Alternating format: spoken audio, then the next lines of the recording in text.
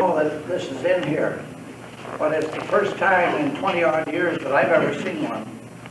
So someone wanted me to leave it crated, not open it, and they offered me more money for it. But we wanted the fun of opening it. And I have my wife Elsie here to help me. I told Elsie when we got married last year, as long as she didn't mind being surrounded by phonographs, and which she is, because we have a lot of them in the bedroom. So, passion of it. But anyway, she's a good sport, and she helps me. Sometimes they need an extra hand fixing a machine or something, and she pitches right in. So I said a while ago, this is the best thing I ever did, and it is. That's a Tutankhamun. You're kind of like Geraldo, Bill. I only got one woman, he's got 1,000.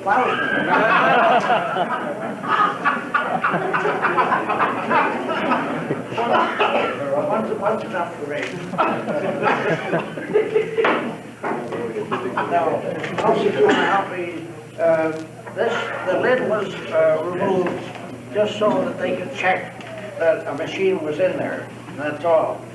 So what we do with this matter, maybe you can have a bag, maybe the garbage bag here. How about a box? No, here's a box, that's better. Somebody might want to put the thing back together. Yeah, we can auction that. A bed for a dog or something. So, Can you give us a story on how you came across it? now, some of our fellows went to a dealer. This was shipped from the Edison company, it has it on the lid, to R.S. Williams, who they were the distributors on Yonge Street in Toronto, and they shipped it to their dealer, this fellow here in St. Mary's. Well, he was out of business for 50 or 60 years or something, but some of our fellows went down, and well, I don't mind telling you who. One of them was Earl Matthewson, the other was Dave Ross, and they went down and bought all kinds of stuff out of the house, advertising, cylinders, everything else. If I'd been a little smarter, I would have gone too. But the lady would not let them down the basement. Evidently this was down in the basement, and it ended up at an auction. And I can't really tell you why. The fellow that bought it, he probably paid too much for it, and his son came to see me and wanted to sell it. So I thought this would be something good, something different for our club to have something like this. I've never heard of one being found. Probably there are others hidden away somewhere. But let's get this out and we'll see what it is. We know what it is.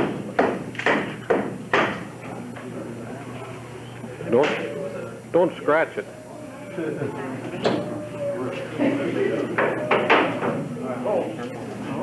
Does this mean that the warranty's still good on this? Yes. Actually, if anybody else gets this machine later, I want a lifetime warranty. My lifetime. Bill, take the nails out. In another number of weeks, I'll be 80, so they won't get a very long warranty. Bill, is there What's that nail? Yeah. Slash your wrist. Bill, did you make sure that there's no curse on it like the Tutankhamun treasure? No, I didn't work.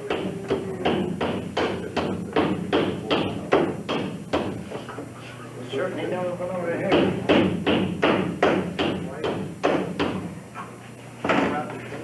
Not going to come out of it. Perfect, take that. You take the whole front, please.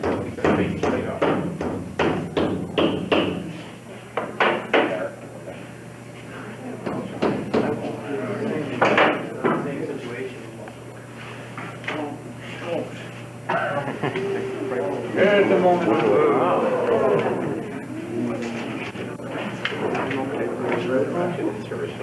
The wood may be dried out, of course.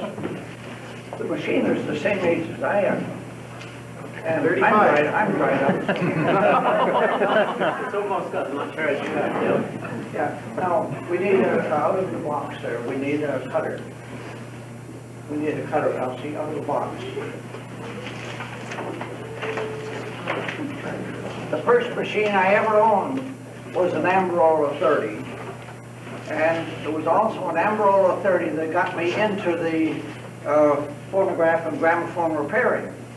Because my brother Earl, who always asked me to do little things for him, he said, this was 20 odd years ago, and he said, we've got a machine that came through my wife's family, she's deceased now, and he couldn't get it fixed. Could you find somebody to fix it? Well, I heard about Baz Ingram, and so I went to see Baz, and he fixed it so easily that I decided to start doing them myself. But Basil says I don't know anything about repairing phonographs, but I learned a lot from Basil. Every time I took the machine over, I watched what he did, and eventually I got so that I could repair them myself.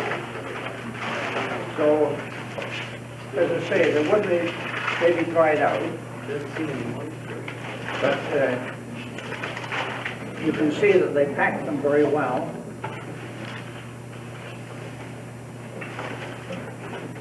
Whoops, there's the reproducer, no doubt.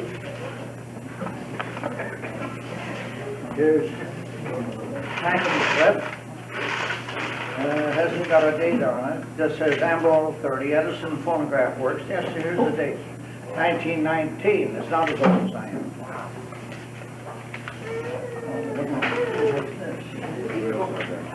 Oh, yeah. Well, and what else? Oh, really pack it up.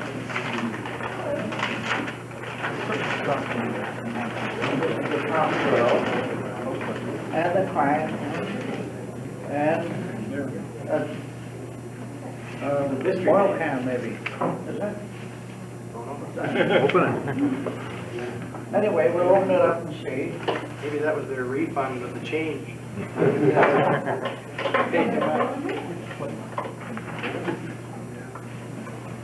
And they pack these very well for shipping.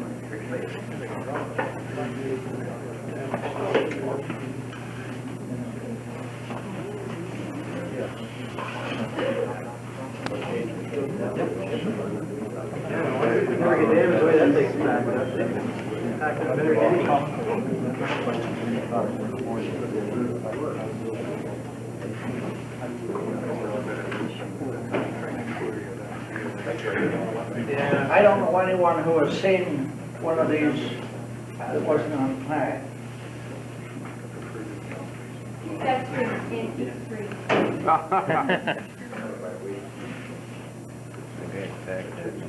Pretty around time. Made 50 cents a day or something?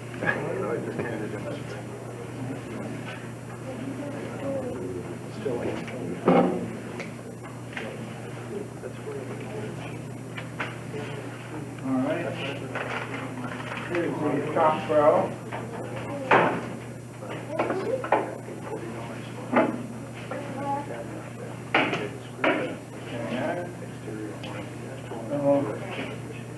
Yeah, we've got to get that out somehow.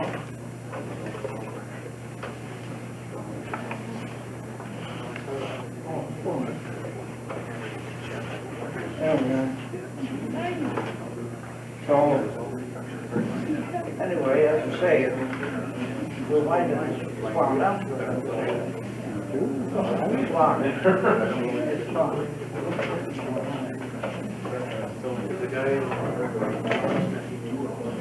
There it goes. So, It's turning.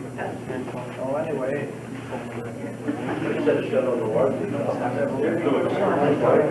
Dave?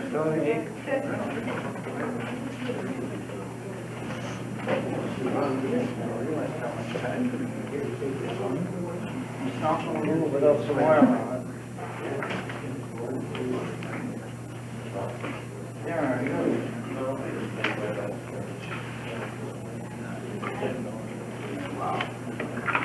go.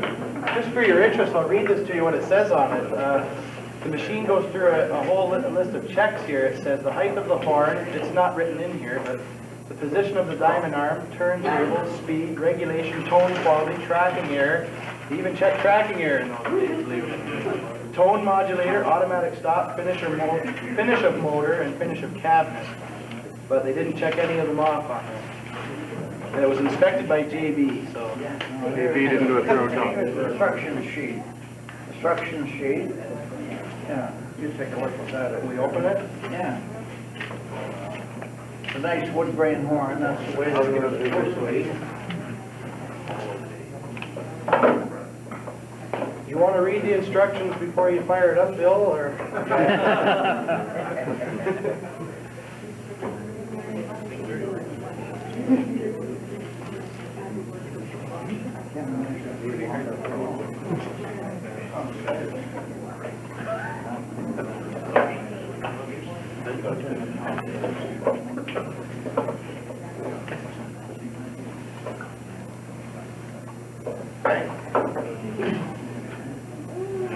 Could you turn it this way, Bill? Special there?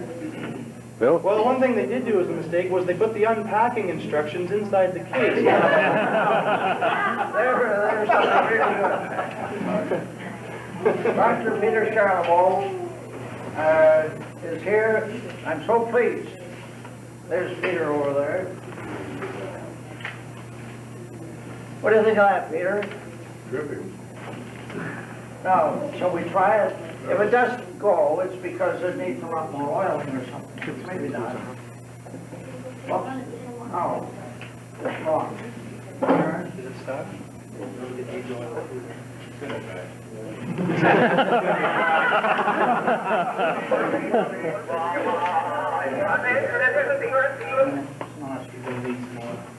Sometimes what happens with these, once you do it. Oh, you can do it right here. Yeah. I'm above. Little screwdriver. There may be one of the little ones. This gets tight. Oh, yeah. Remember that? That's what's making her repeat. I think I've got one in the box there. Oh. Anyone got a little? These to have the gear cover on them and everything oiled. Arise, up in the sky, looking so gloomy, I thought they were loony, till one of the girls was me wise. Their little secret is out, here's what it all is about. Job in the town. There's nothing particularly around.